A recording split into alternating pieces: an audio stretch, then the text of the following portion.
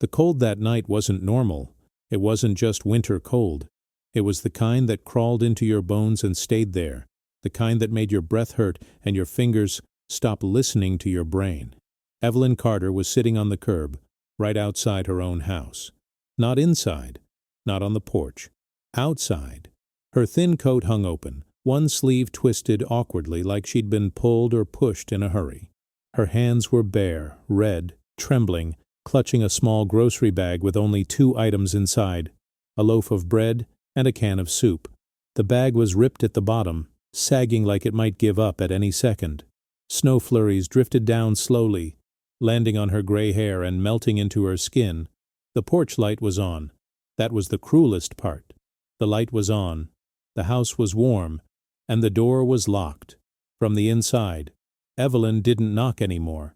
She had already tried. Her knuckles were swollen and purple, the skin split in 2 places. Each time she lifted her hand now, it shook too much to make contact with the wood. So she stopped. She sat there instead, waiting. Across the street, a neighbor peeked through the blinds and then quickly turned away. Another slowed their car for half a second, saw an elderly woman sitting in the cold, and drove on. Nobody stopped, because everyone had already heard the story. They told her not to come back. That's what people whispered. They said her sons had finally had enough, that she was confused, difficult, not safe to live with anymore. They said the family had done what was best. But Evelyn didn't look dangerous. She didn't look confused. She looked small. Her lips moved slightly as if she were counting something, or praying, or reminding herself of something important she was afraid to forget. Every few seconds she glanced at the door, not with anger, with hope. Inside the house, somewhere behind that locked door, her sons were warm, eating dinner, watching TV, telling themselves they had done the right thing. And if this were just another story about an elderly woman abandoned in the cold, it would already be heartbreaking enough.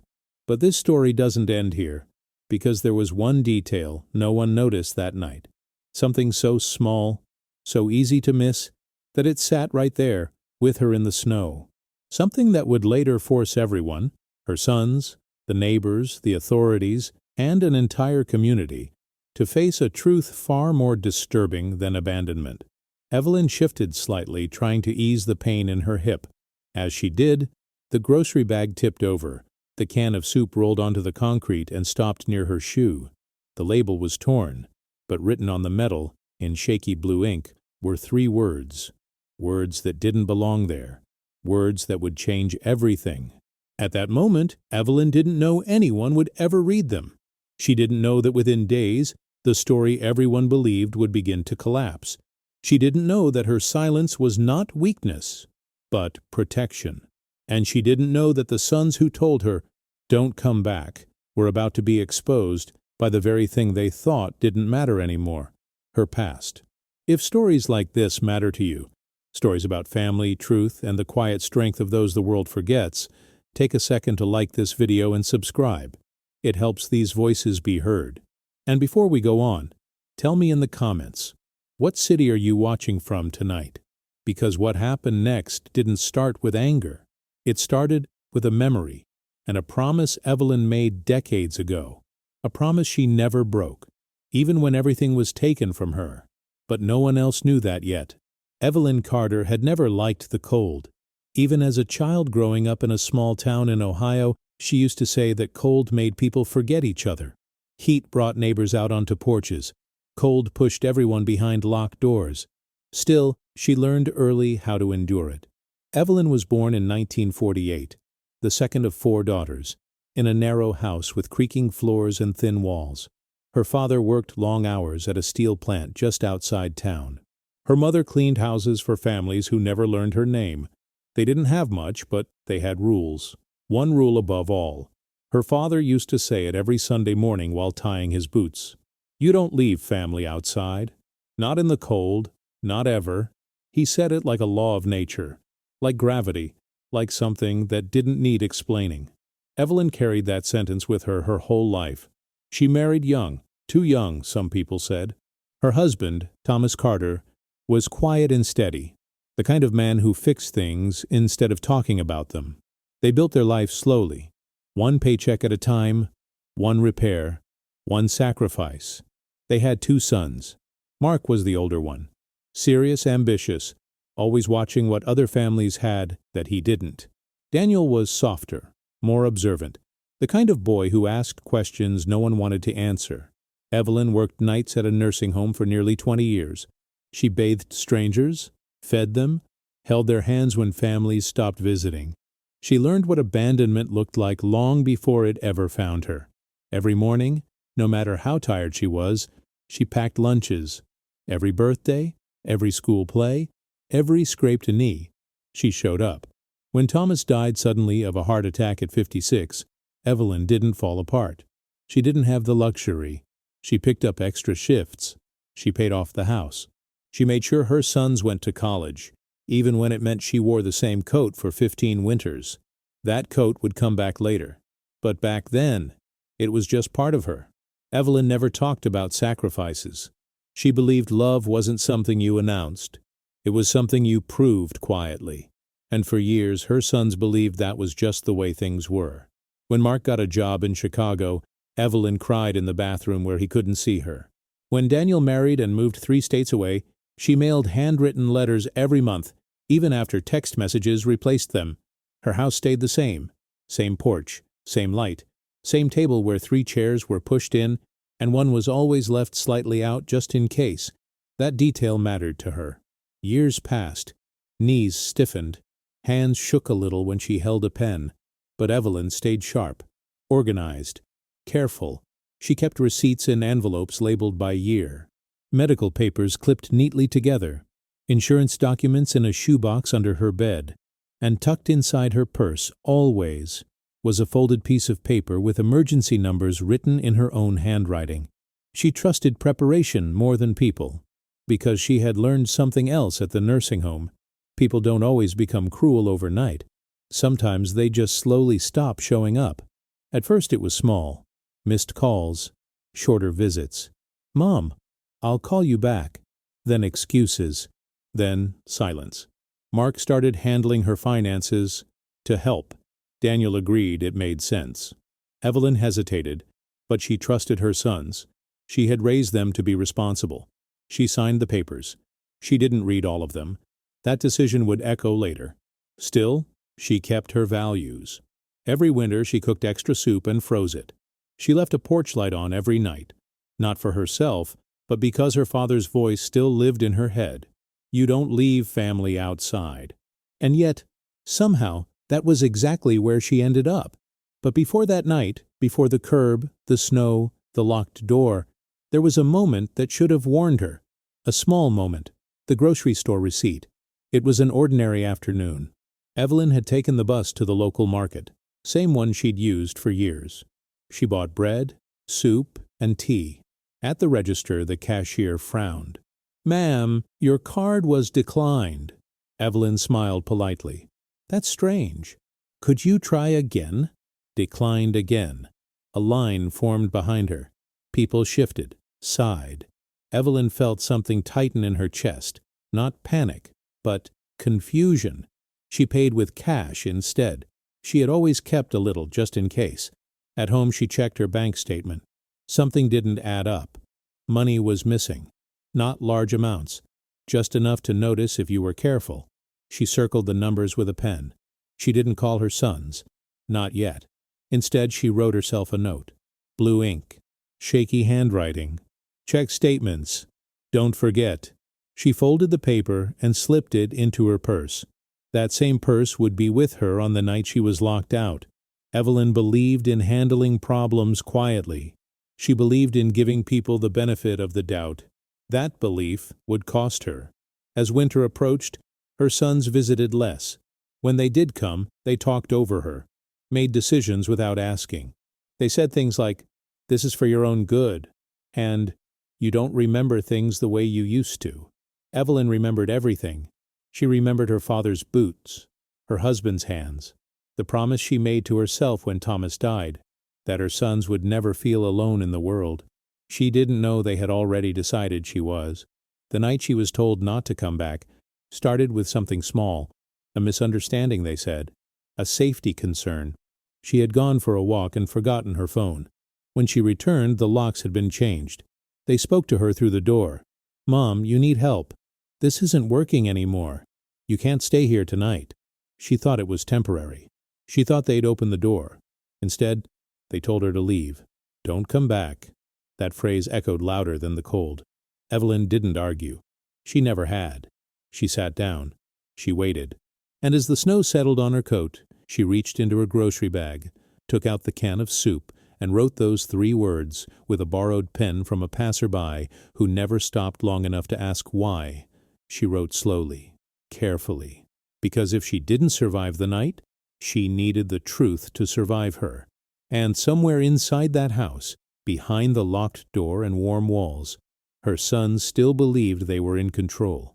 They didn't know that one small detail, written in blue ink, was already unraveling everything, because the past Evelyn carried was not fragile. It was patient, and it was about to speak. Distance doesn't always announce itself. Sometimes it arrives politely, disguised as success. Mark Carter liked to say his life was busy now, important. He had meetings that ran late, emails that never stopped, responsibilities that didn't leave room for long phone calls with an aging mother who asked the same questions twice. Daniel agreed. At least he didn't argue. They told themselves this was normal. This was adulthood.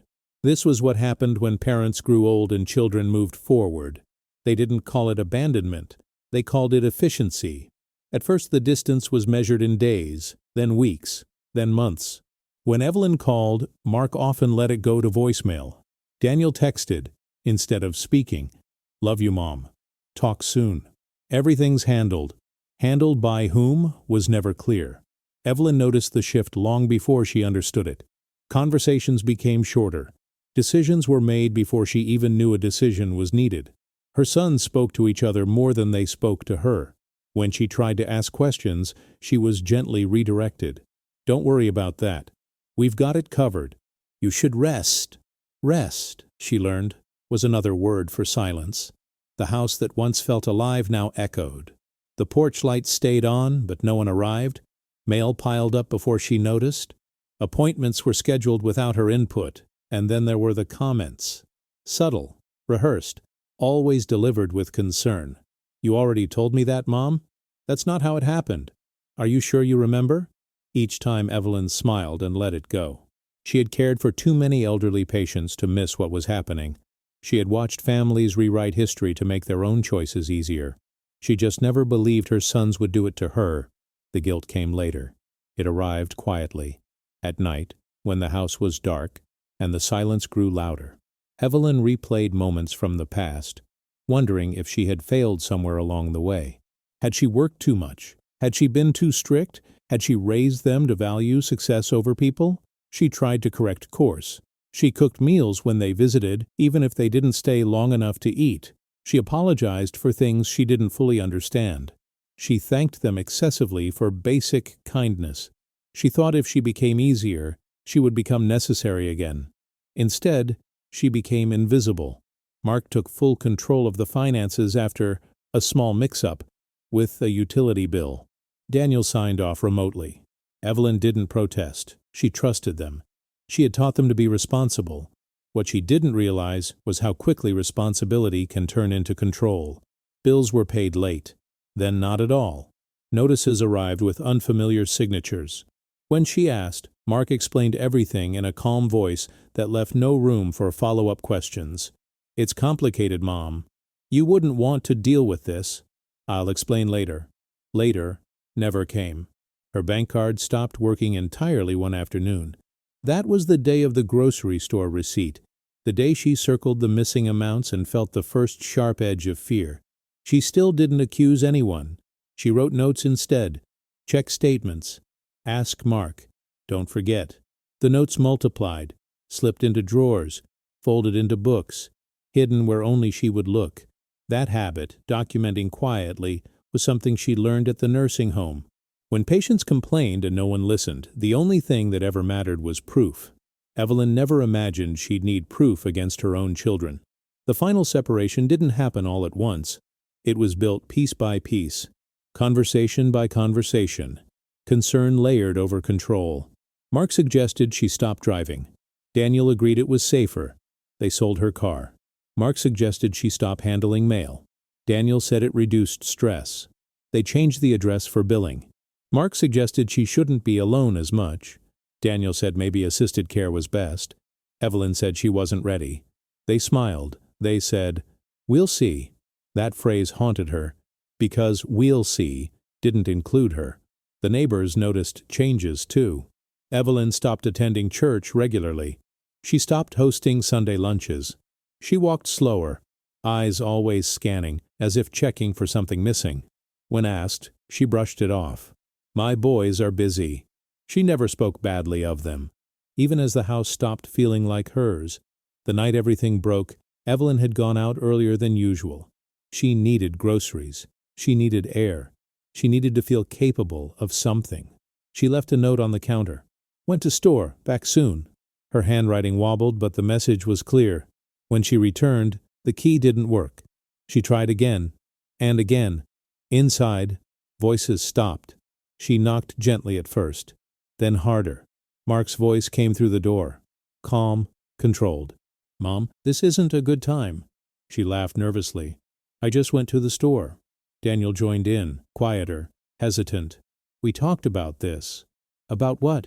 "They told her she couldn't stay there tonight. They said it was for her safety. They said she needed help. They said she was confused." Evelyn looked down at the grocery bag in her hand. Bread. Soup. Confusion didn't feel like this. She asked if she could at least sit inside until she figured out where to go. There was a pause. Then Mark said it. "Don't come back." 3 words. Clear. Final. The door stayed closed. Evelyn didn't scream. She didn't cry. She walked to the curb and sat down. The porch light stayed on. Inside the house, Mark told himself he was doing the right thing. Daniel stared at the floor. Neither of them noticed the purse Evelyn set carefully beside her. Neither of them saw her take out the can of soup.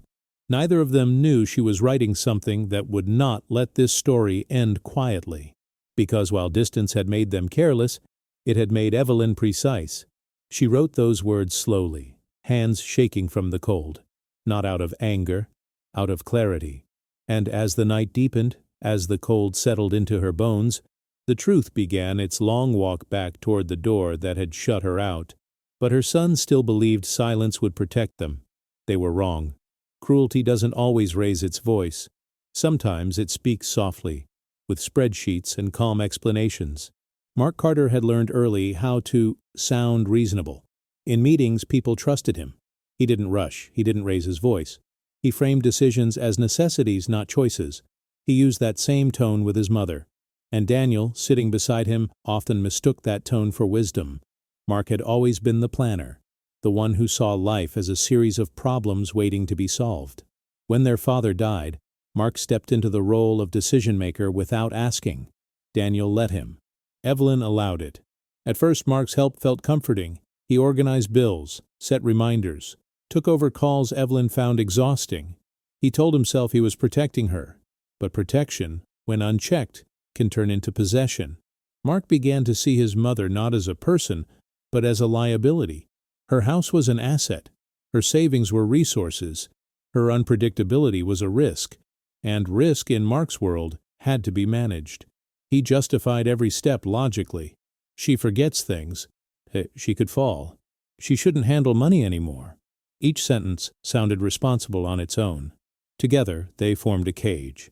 Daniel noticed the shift but didn't challenge it. He had always been the quieter one, the peacemaker. He hated conflict more than he feared consequences. When Mark spoke confidently, Daniel nodded. When Evelyn hesitated, Daniel reassured her. "It's just paperwork. It's temporary. Mark knows what he's doing." What Daniel didn't see was how carefully Mark controlled the flow of information. Letters that arrived were opened before Evelyn saw them. Bank alerts went to Mark's email. Phone calls from doctors were redirected. Mark never lied outright. He just filtered. When Evelyn asked about her finances, Mark showed her summaries, not details. When she questioned a charge, he brushed it off as a processing issue. When she expressed discomfort, he reframed it as anxiety. "You've been under a lot of stress, Mom." Stress became the explanation for everything. Over time, Mark began documenting Evelyn's incidents. A missed appointment, a repeated question, a misplaced receipt, each one written down, dated and saved. He wasn't collecting memories. He was building a narrative. Daniel saw the notes once and felt a flicker of unease. "This feels extreme," he said quietly. Mark didn't look up from his laptop. "It's necessary." Necessary for what was never said aloud. The idea of assisted living didn't come from concern. It came from numbers. Monthly costs, property value, long-term planning. Mark presented it as inevitable. Better to decide now, while we still can. Evelyn said she wasn't ready. Mark smiled. "We'll see." Those words, spoken calmly, carried weight. As winter approached, Mark accelerated. He scheduled evaluations Evelyn didn't attend. He spoke to a lawyer about power of attorney. He framed it all as preparation. Daniel signed where Mark pointed. The day Evelyn's card was declined at the grocery store wasn't a mistake. Mark had limited access, temporarily, to prevent overspending. He meant to tell her. He just hadn't gotten around to it. When Evelyn circled the missing amounts on her statement, Mark noticed later. He recognized the pen marks immediately. Something tightened in his chest. Not guilt, alarm. He realized then that his mother was still paying attention. That night, Mark created a folder on his computer labeled Mom Care Plan. Inside were scanned documents, notes, and timelines. Each entry reinforced the same conclusion. She can't manage on her own anymore. It was clean, organized, convincing. What it didn't include was Evelyn's voice. Mark didn't think he was a villain. Villains were emotional, unstable, cruel. He was calm, practical, logical. He believed outcomes mattered more than feelings. And if feelings were hurt along the way, that was unfortunate, but unavoidable. Daniel, on the other hand, felt the weight of every decision. He noticed Evelyn shrinking. He noticed her hesitation. He noticed how often she apologized. But every time doubt surfaced, Mark offered reassurance. "This is what's best. She'll thank us later. We're doing the hard thing." Daniel wanted to believe that, because believing it meant he didn't have to act. The night Evelyn was locked out wasn't planned in advance. It happened because Mark panicked.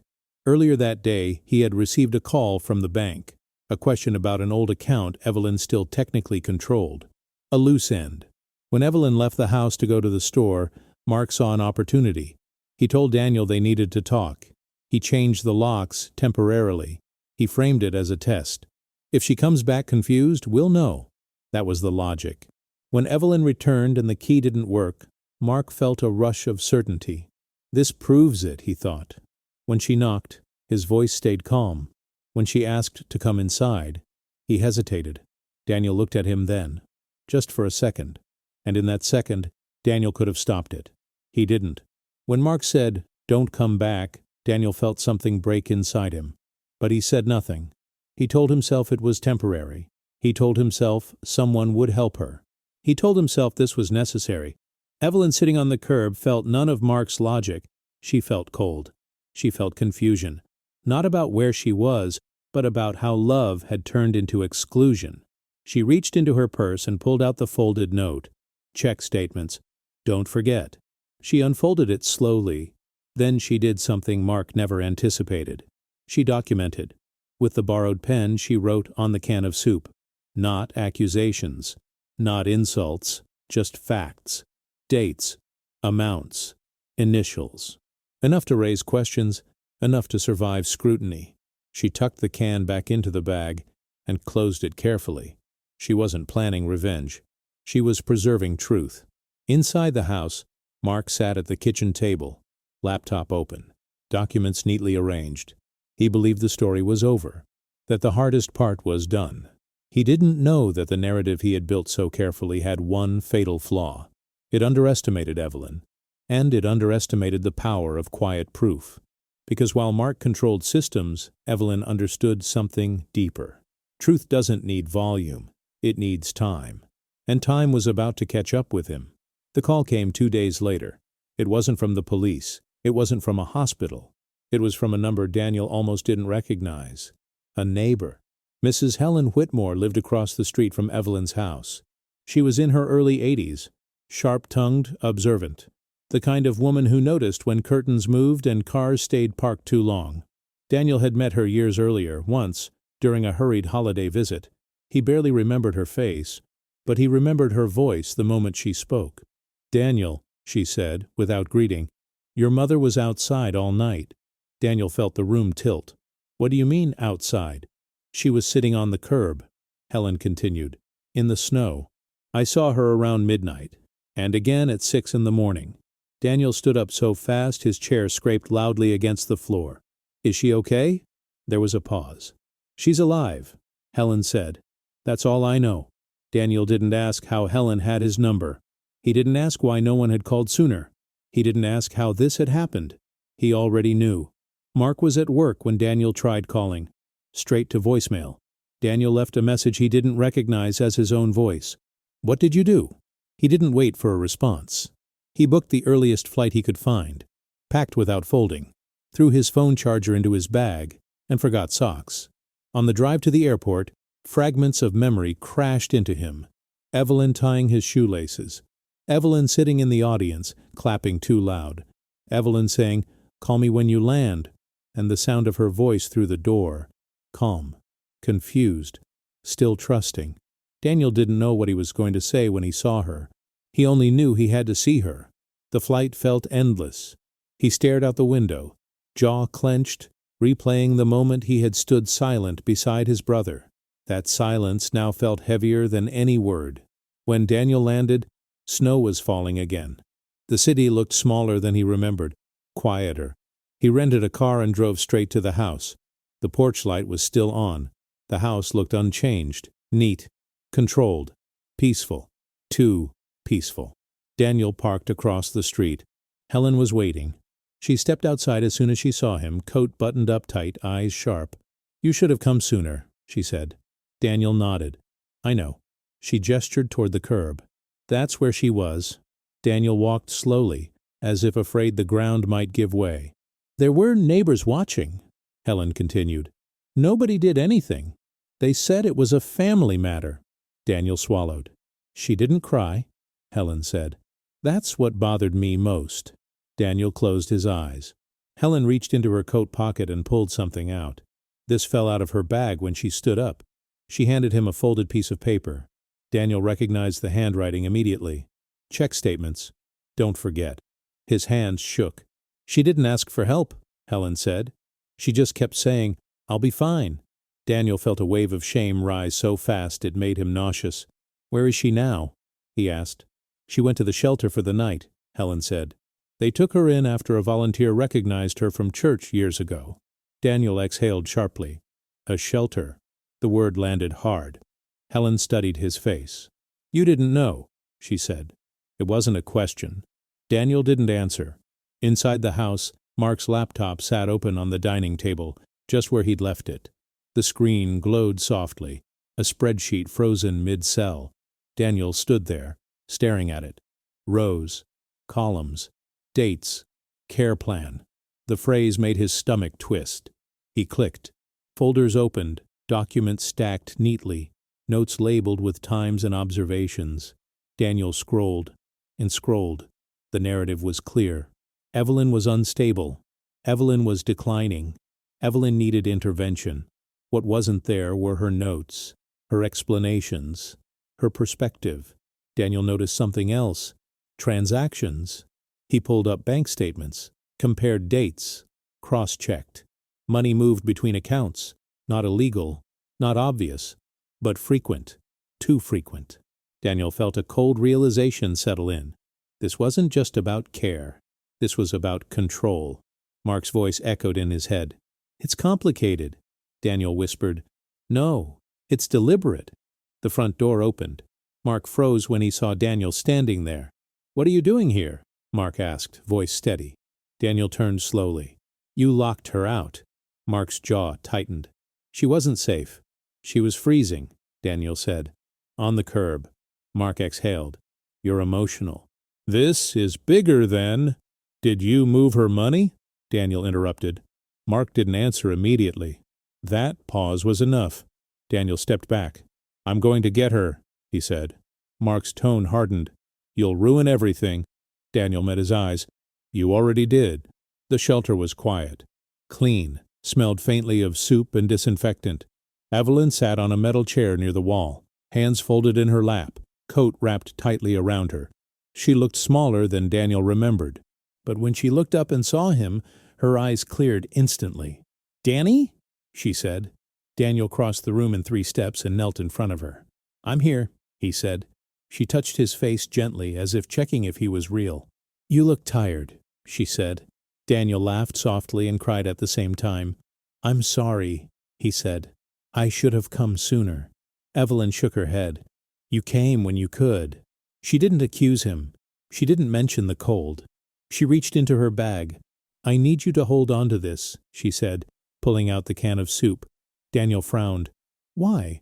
"Because," Evelyn said quietly, "someone needs to read it." Daniel turned the can slowly in his hands. Blue ink, dates, amounts, initials. His breath caught. "What is this?" he whispered. Evelyn looked at him steadily. "It's what I remembered," she said, "before they told me I didn't." And in that moment, Daniel understood. The return wasn't about fixing a misunderstanding. It was about uncovering a truth that had been buried under calm voices and locked doors. And that truth was no longer quiet. Morning came slowly, not with warmth, but with a pale gray light that made everything look exposed. Daniel drove with one hand on the wheel and the other gripping the can of soup on the passenger seat, as if it might disappear if he let go. Evelyn sat quietly beside him, staring out the window as the town passed by. She hadn't asked where they were going. She trusted him. That trust felt heavier than guilt. The streets looked familiar but wrong, like a photograph taken years ago and left out in the sun. The diner on Main Street still had the same sign, but the windows were dark. The hardware store had a new owner. The church parking lot was half empty. Evelyn noticed everything. "Mrs. Klein moved," she said softly. "They took down the old maple. That used to be a bakery." Daniel nodded, though he barely remembered those details. The town remembered her. That became clear quickly. At the gas station, the cashier stared a second too long. "Mrs. Carter?" she asked cautiously. Evelyn smiled. "Good morning." The cashier hesitated, then glanced at Daniel. "We heard—" she began, then stopped. Daniel felt his jaw tighten. "Heard what?" The cashier flushed. "Nothing. I mean, people talk. They always do." Outside, a man filling his truck slowed when he saw Evelyn. He nodded politely but didn't approach. Across the street, 2 women whispered and looked away.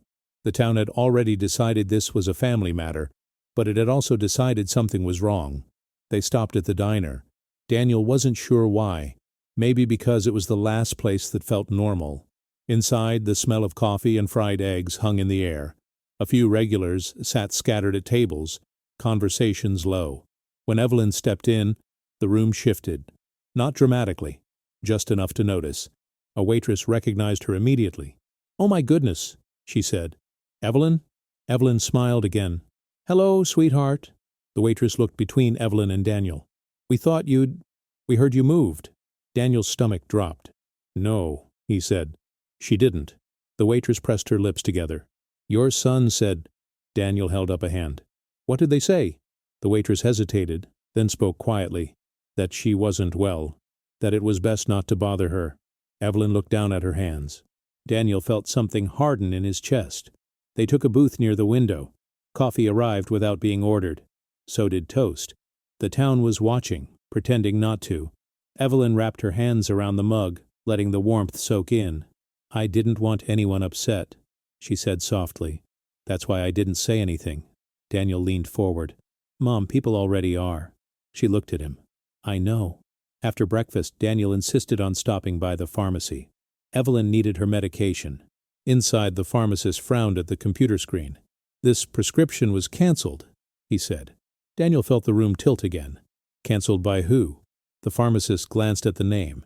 "Your son, Mark Carter." Evelyn closed her eyes. "When?" Daniel asked. 3 weeks ago." Daniel thanked him and stepped aside. This wasn't neglect. It was orchestration.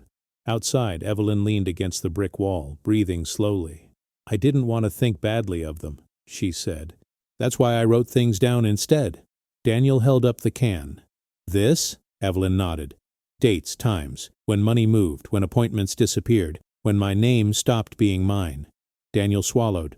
They drove past the house next. Not to go in, just to look. The porch light was off now.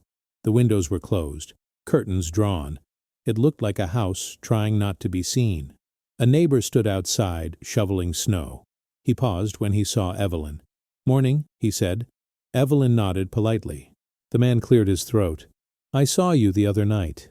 Evelyn met his eyes. "I know. I should have said something," he said. "We all should have." Daniel watched the man struggle with his words. "They said it was temporary," the man continued. "That you'd agreed?" Evelyn shook her head slowly. "No," she said. "I didn't." The man's shoulders sagged. "I'm sorry." As they drove away, Daniel felt the weight of the town pressing in. This wasn't private anymore. It was public silence. And public silence leaves marks. They stopped at a small motel on the edge of town. Nothing fancy. Clean enough. Safe. Evelyn insisted on paying. Daniel let her.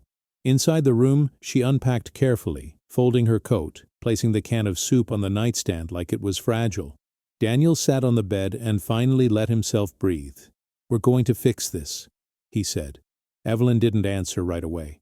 She sat in the chair by the window, looking out at the snow. "I don't want revenge," she said at last. "I want the truth." Daniel nodded. "We'll get it." She turned to him. "There's more." Daniel felt his pulse quicken. "In the shoebox," she said. "Under the bed. At the house." Daniel's jaw tightened. "We'll get it." Evelyn shook her head. "Not yet. He'll know." Daniel exhaled slowly. "You planned this," he said. Evelyn smiled faintly. "I prepared." That afternoon Daniel began making calls. To the bank.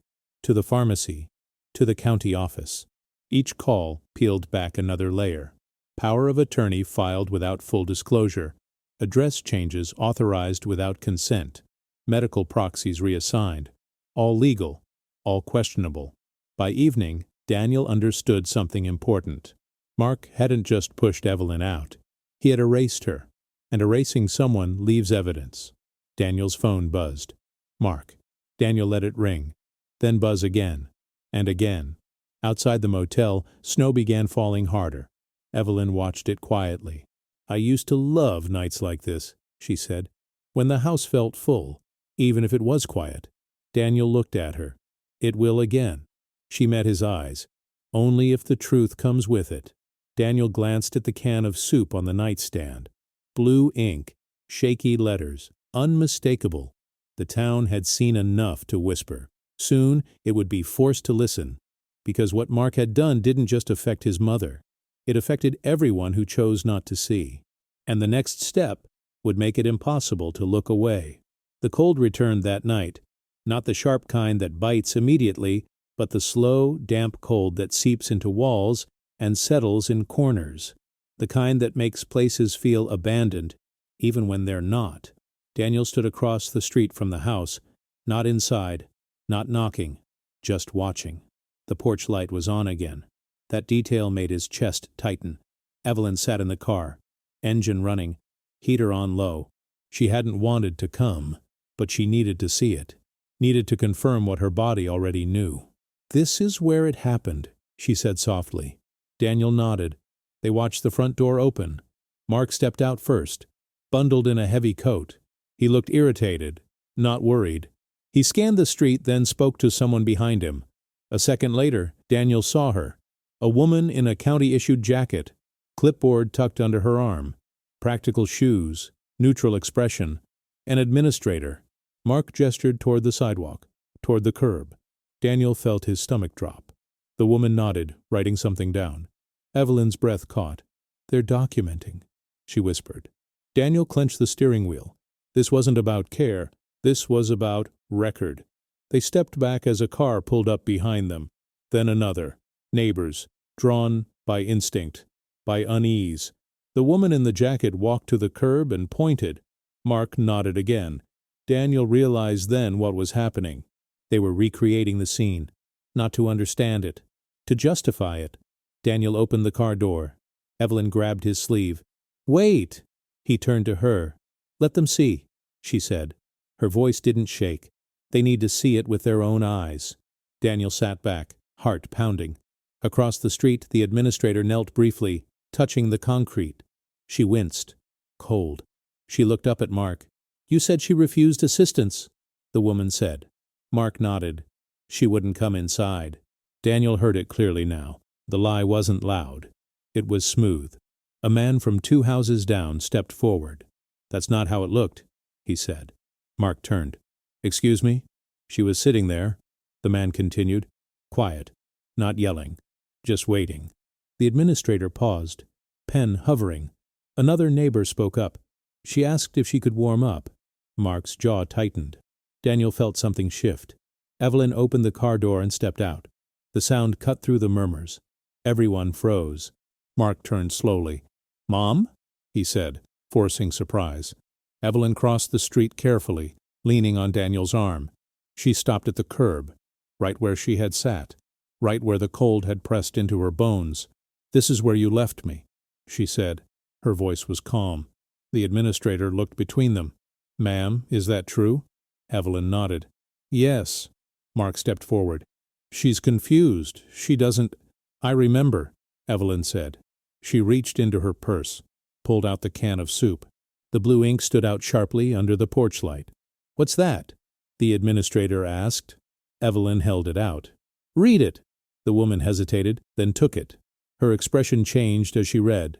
"Dates, amounts, initials. Did you write this?" the woman asked. "Yes," Evelyn said. "Outside. That night." The administrator looked at Mark. "Is this accurate?" Mark opened his mouth, then closed it. Daniel watched the man who had always sounded so certain search for words. "I was managing her finances," Mark said finally. "She's mistaken." Evelyn shook her head. "No," she said. "I checked." The administrator turned back to Evelyn. "Do you have supporting documents?" Evelyn nodded. "Not here," she said. "But they exist." The administrator looked at the neighbors gathering behind her, then back at Mark. "We'll need to review this," she said. Mark's voice hardened. "This is a family matter." The administrator straightened. Not anymore. Silence spread across the street. Daniel felt it in his chest. This was the moment.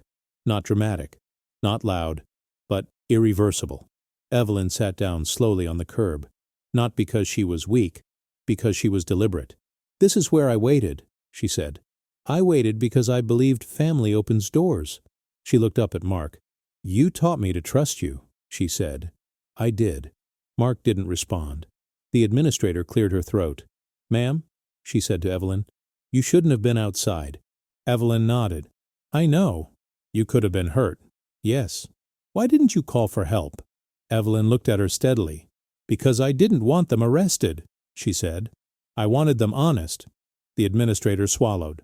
That sentence landed heavier than any accusation. Behind her, phones came out.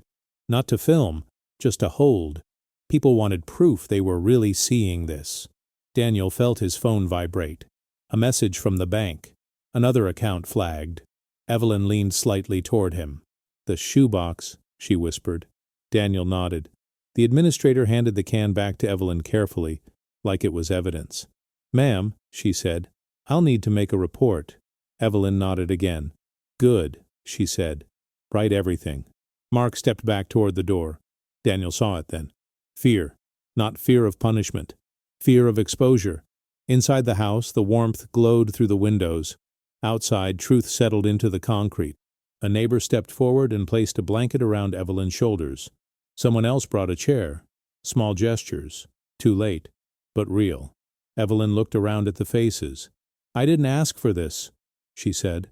"I just didn't want to disappear." The administrator closed her clipboard. "This isn't over," she said quietly. Mark stared at the ground.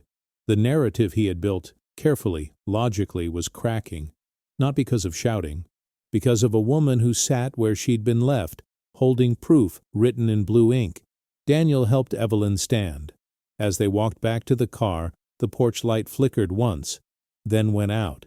The letter arrived the next morning. Slipped under the motel door like it didn't want to be seen. Daniel noticed it when he opened the curtains and the paper moved slightly across the carpet. He picked it up, still groggy, and felt his chest tighten before he even read the first line. Notice of temporary placement review. The language was clean, neutral, polite. It explained that, due to recent events, Evelyn's living situation was under review. Until the review was complete, she was not permitted to return to the property. Alternative accommodations would be coordinated. Coordinated by whom was unclear. Daniel sat on the edge of the bed, letter in his hands, and felt something shift from shock to urgency. Evelyn watched him quietly. "They move fast when they think you're alone," she said. Daniel looked up. "You've seen this before." She nodded. "At the nursing home. Once the papers start, people stop asking questions." They drove to the county office before the sun fully rose. The building was beige and windowless, the kind of place designed to make time disappear. Inside, fluorescent lights hummed softly, as if the building itself was tired. They took a number. They waited. Around them sat people clutching folders, envelopes, manila files. No one made eye contact. Everyone understood the rules. When their number was called, they were led into a small office with a desk too large for the room and a woman who introduced herself as a case coordinator. Her smile was professional. "I'm sorry you're going through this," she said. "I know it's difficult." Her tone suggested she said this often. Daniel handed her the letter. "We need to understand what this means." Then she nodded and typed. "Based on reports and documentation," she said, "there were concerns about safety." Evelyn sat up straighter. "Whose concerns?" The woman hesitated. "Family." Daniel leaned forward. "Which family member?" The woman glanced at the screen. "Your son, Mark Carter." Evelyn closed her eyes briefly. "And what documentation?" Daniel asked. The woman adjusted her glasses. "Financial irregularities. Missed appointments. Behavioral notes." Daniel placed the can of soup on the desk. The woman blinked. "What is that?" "Evidence," Daniel said. Evelyn spoke calmly. "Those dates match withdrawals and cancellations I didn't authorize." The woman frowned slightly. "We can't accept informal documentation." Daniel felt heat rise in his chest. "She wrote it while sitting outside in the snow." The woman's expression softened, but only slightly. "I understand," she said. "But procedures—" Evelyn raised a hand gently. "May I speak?" The woman nodded. "I worked in elder care for 20 years, Evelyn said. "I know what procedure sounds like when it forgets people." Silence filled the room. The woman cleared her throat. "Even so, we have timelines." She slid a paper across the desk. 72 hours. That was the window to present formal proof, request an emergency hearing, and prevent Evelyn from being placed temporarily in a facility. Daniel stared at the number. 72 hours to undo months of manipulation. Outside, Daniel paced the sidewalk, phone pressed to his ear. He called the bank again. He called a legal aid office. He called a former co-worker of Evelyn's from the nursing home who now volunteered as a patient advocate. Each call ended the same way. "Bring documentation." "Submit forms." "We'll review." Review meant delay. Delay meant removal. Back in the motel, Evelyn unpacked the shoebox. She placed it on the bed and opened it slowly, like it might bite. Inside were envelopes labeled by year, statements, copies, notes. Her handwriting grew shakier with time, but the logic stayed sharp. Daniel sorted. Receipts matching the can. Appointment confirmations that never happened. Letters redirected. Then he found something else. A printed voicemail transcript. Daniel frowned. "What's this?" Evelyn hesitated. "I didn't know if it would matter." It was from Mark, weeks earlier. Left accidentally on a shared voicemail account he hadn't realized Evelyn could still access. Daniel read silently.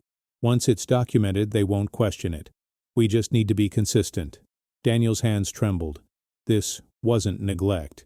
It was intent. They drove back to the county office with copies, transcripts, and statements neatly arranged. The case coordinator met them again, this time with a supervisor, a man with a tired face and a practiced neutrality. He flipped through the documents slowly. "This complicates things," he said. Daniel leaned in. "It clarifies things." The man nodded slightly. "We'll need to verify." "How long?" Daniel asked. "Days, maybe weeks." Evelyn spoke again. "Where do you put people while you verify?" The man looked uncomfortable. Temporary placement. Institutional, Evelyn said. With strangers. The man sighed. Ma'am, we follow protocols. Evelyn's voice didn't rise. Protocols don't feel cold. Sidewalks do. The supervisor closed the folder. I can request a pause, he said. 48 hours. Daniel nodded. We'll take it. Outside, Daniel exhaled shakily. 48 hours wasn't safety. It was oxygen. That night, the phone rang again. Mark. Daniel answered this time. You're making this worse, Mark said. His voice was tight. You did that yourself, Daniel replied. You don't understand how systems work, Mark said. Once this starts, it doesn't stop. Here, Daniel glanced at Evelyn, who sat quietly at the table, organizing papers. I understand something you don't, Daniel said. People do. Mark laughed without humor. You think this is about feelings? Daniel paused. I think it's about truth. Mark hung up. The next day, a notice appeared on the community board at the diner. A handwritten note. Evelyn Carter is safe. The truth is coming. No signature. Daniel didn't know who wrote it, but people began to talk. A former church volunteer came forward with notes about missed rides. A nurse remembered a canceled appointment that didn't make sense. A bank teller flagged an unusual authorization. The institution noticed. Because institutions respond faster when the public watches. By the second night, a reporter called. Off the record, she said. Is it true your mother was locked out? Daniel looked at Evelyn. She nodded. Yes, Daniel said. And we have proof. Silence on the line. Then, I'll be there in the morning. Evelyn folded her papers and placed them back in the shoebox. They'll try to move fast now, she said. Daniel nodded. But we're faster, he replied. Evelyn looked at him, eyes steady. Only if we don't forget why we're doing this, she said. Daniel swallowed. We won't. Outside, the snow slowed to a quiet fall. Time was running out. But for the first time since the cold night on the curb, the system was no longer the only one moving. Truth was moving too. The reporter arrived just after sunrise. She parked across the street from the motel, notebook already in hand, eyes alert in a way that suggested she had learned not to waste time when people finally decided to talk. Her name was Karen Liu, local paper, 20 years on the job. She listened more than she spoke. Daniel laid the shoebox on the small table between them. He didn't rush. He didn't dramatize. He let the evidence speak. Receipts, bank statements, appointment logs, the can of soup, placed gently on top. Karen picked it up carefully. She wrote this outside? She asked. Evelyn nodded. My hands were cold. I didn't want to forget. Karen's jaw tightened. Do you have anything with his voice? Karen asked. Daniel slid the printed transcript across the table. We also have the audio. Karen looked up. May I hear it? Daniel played the voicemail. Mark's voice filled the room. Calm, confident. Once it's documented, they won't question it. We just need to be consistent. Karen stopped the recording halfway through. That's intent, she said quietly. She looked at Evelyn. Do you consent to this being used? Evelyn didn't hesitate. Yes. Karen nodded once. Then this isn't just a story.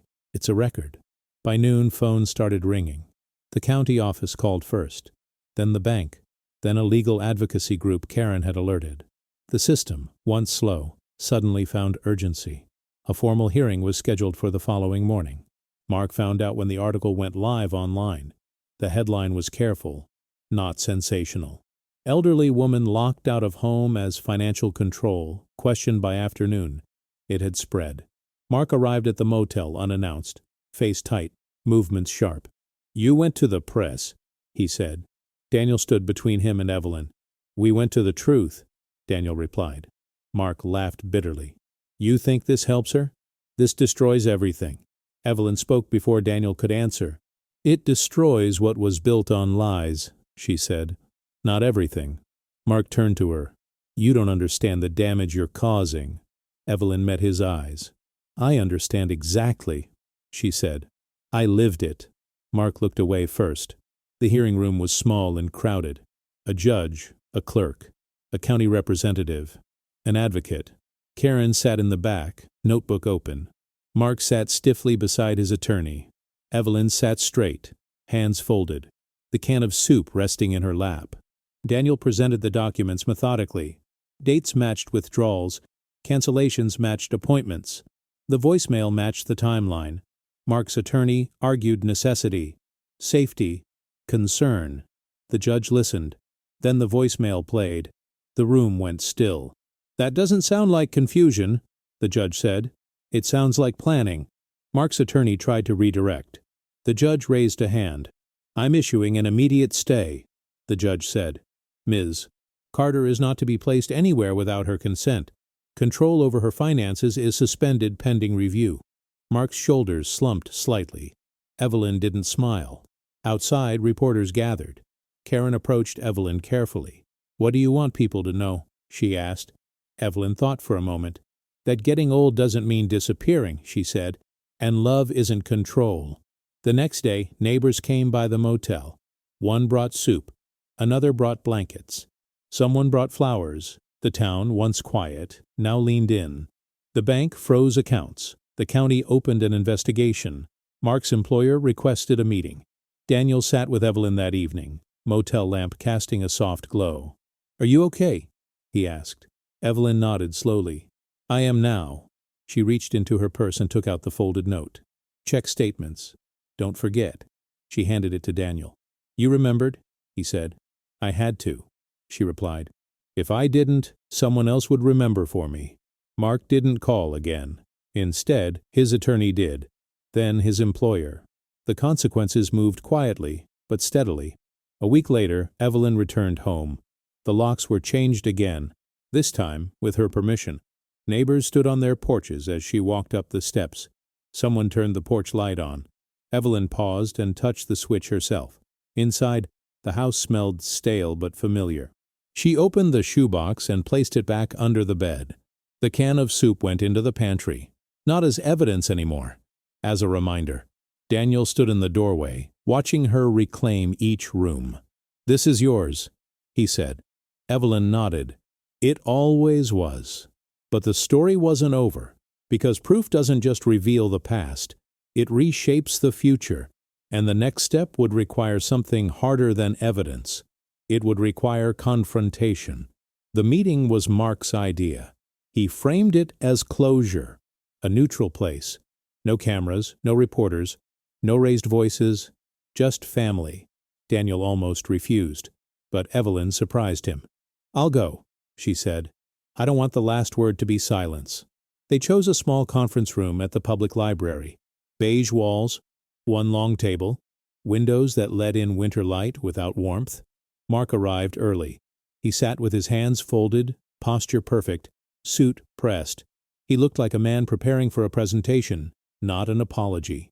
His attorney was not with him. That was the first shift. Daniel noticed. Evelyn entered slowly, leaning on her cane. Daniel stayed close but didn't lead. He wanted her to set the pace. Mark stood when she entered, hesitated, then sat again. "Mom," he said. Evelyn nodded. "Mark." No one smiled. They sat. Silence stretched, not awkward, heavy. Mark cleared his throat. "I wanted to talk before things get worse." Daniel leaned back, arms crossed. Evelyn spoke first. "Worse for whom?" Mark blinked. "For everyone." "That's vague," Evelyn said gently. Mark exhaled. "I never wanted this to become public." Evelyn tilted her head. "Then you shouldn't have locked me out." Mark's jaw tightened. "I was trying to protect you." Daniel scoffed quietly. Evelyn raised a hand. "Let him finish." Mark nodded, grateful for the opening. "I saw things going wrong," he said. "You forgetting appointments, misplacing money. I stepped in because someone had to." Evelyn listened, really listened. "When you stepped in," she asked, "did you ever step back to ask me what I wanted?" Mark hesitated. "You weren't thinking clearly." Evelyn's voice remained calm. "That's not an answer." Mark leaned forward. "Mom, you don't understand how fragile things are. One mistake, one fall, one bad decision. And you decided I had already made them," Evelyn said. Mark opened his mouth, then closed it. Daniel watched closely. This was the first crack. Mark rubbed his hands together. "You're not seeing the bigger picture." Evelyn nodded. "I am. I just don't agree with it." Mark's frustration surfaced briefly. You raised me to be responsible. I raised you to be kind, Evelyn said. Responsibility without kindness becomes control. Silence. Mark leaned back, eyes narrowing. Do you know what this has cost me? Daniel sat forward. You don't get to lead with that. Evelyn looked at Daniel. It's all right. She turned back to Mark. Tell me. Mark's voice hardened. My job is under review. My reputation. Evelyn interrupted gently. Stop. Mark froze. I sat on a curb in the snow, she said. I'm not interested in your inconvenience. That sentence landed like a door closing. Mark looked down. Mini reversal 1. The power shifted. After a moment, Mark spoke again, quieter. I didn't think it would go that far. Evelyn nodded. You never do, when you don't feel the cold. Mark flinched. Daniel noticed something else then. Mark hadn't denied the facts. He had only defended the intent. Evelyn noticed too. Mark, she said, did you ever believe I deserved to be asked? Mark didn't answer immediately. Then, I believed you would say no. Evelyn nodded. And you couldn't accept that. Mark swallowed. I thought I knew better. Evelyn leaned forward slightly. You thought you knew better than me about my own life. Mark's shoulders sagged. Mini reversal 2, admission without apology. Daniel interjected. You documented her decline. Mark stiffened. I documented risk. You created it, Daniel said. Mark snapped. You weren't there. Evelyn spoke softly. Neither were you. Mark looked up sharply. Evelyn continued. You were present. That's not the same. Mark stared at the table. The room felt smaller. Finally, Mark spoke again, voice low. What do you want from me? Daniel started to answer. Evelyn raised her hand. She took a breath. I don't want revenge, she said. I want accountability. Mark nodded slowly. I can apologize. Evelyn shook her head. Not to me. Mark looked confused. To the truth, Evelyn said, and to yourself. Mark frowned. What does that mean? It means you stop saying you did this for me, she said, and start saying you did it for control. Mark opened his mouth, closed it, then nodded. Mini reversal 3, naming the truth. Daniel exhaled slowly. Evelyn continued. It also means you give back what you took. Mark looked up. I don't have access anymore. Influence isn't access, Evelyn said. Tell them what you did. Mark stiffened. That will destroy me. Evelyn met his eyes. No. Lying already tried. Silence returned. Mark's hands trembled slightly. For the first time he looked scared. Not of punishment. Of honesty. Daniel felt an unexpected ache. This was his brother. Flawed. Small. Human. But that didn't excuse anything. Mark finally spoke. If I do that, if I tell them, what happens to us? Evelyn considered the question carefully. I don't know, she said, but it will be real. Mark closed his eyes. A long breath. I don't know how to be that person, he admitted. Evelyn nodded. Neither did I. I learned. Mark looked at her. How? By listening, she said, even when it hurts. Mark looked away again. Then quietly. I'll make a statement. Daniel stiffened. You're sure? Mark nodded. To the county, the bank, my employer. Evelyn said nothing. She didn't praise him. She didn't forgive him. She waited. Mark stood slowly. I won't ask you to forgive me, he said to Evelyn. I don't think I've earned that. Evelyn stood too, leaning on her cane. No, she said. You haven't. Mark winced. But, Evelyn continued, earning isn't the point. Truth is. Mark nodded. They didn't hug. They didn't shake hands. Mark left first. When the door closed, Daniel turned to Evelyn. You were incredible, he said. Evelyn smiled faintly. I was honest, Daniel swallowed. What if he doesn't follow through? Evelyn reached into her purse and placed the folded note on the table. Check statements. Don't forget. I prepared, she said. Outside, snow began falling again. Inside, something had finally stopped freezing. The confrontation didn't end the story, but it changed its direction, because accountability had been named, and now came the hardest part. Repair. Repair is slower than damage. Damage happens in moments. One decision, one sentence, one locked door. Repair asks for time, patience, and a kind of honesty that doesn't feel rewarding at first. The days after the meeting moved quietly. No shouting, no public statements yet. Just consequences unfolding, one by one. Mark kept his word. That surprised everyone. He contacted the county office first, submitting a written correction to prior statements. He admitted to limiting access without full consent. He acknowledged documenting behavior to justify decisions already made. The language was careful, legal, but it was an admission.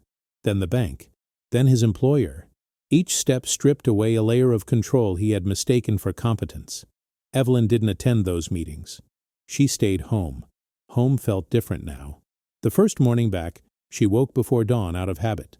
The house was quiet in a way that didn't hurt anymore. She padded into the kitchen and turned on the light. It worked. She made tea and sat at the table, the same table where her sons used to argue about homework and later about bills. She touched the surface gently, as if checking whether it still recognized her. It did. Daniel joined her a few minutes later, hair still messy from sleep. "You don't have to rush," he said. Evelyn smiled. "I'm not rushing. I'm returning." They started small. Daniel changed nothing without asking. He asked where things belonged. He waited for answers. That mattered. A locksmith arrived to rekey the doors, again. This time Evelyn watched carefully, choosing where the spare key would go. She insisted on keeping one hidden outside, wrapped in plastic, tucked behind the downspout. "Just in case," she said. Daniel didn't argue. Neighbors stopped by in waves. Some brought food. Some brought apologies. Some brought silence and stood awkwardly on the porch. Evelyn accepted all of it without judgment. "I understand," she told them. "People don't like to interfere." One neighbor cried. Another thanked her for saying something. The town shifted. Not dramatically, but permanently.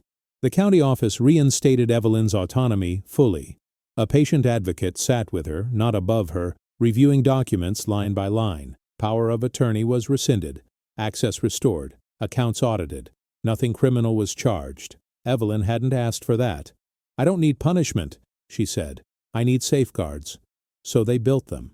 Daniel worked with a local elder advocacy group to set up a simple oversight structure. Monthly reviews, dual consent, written explanations.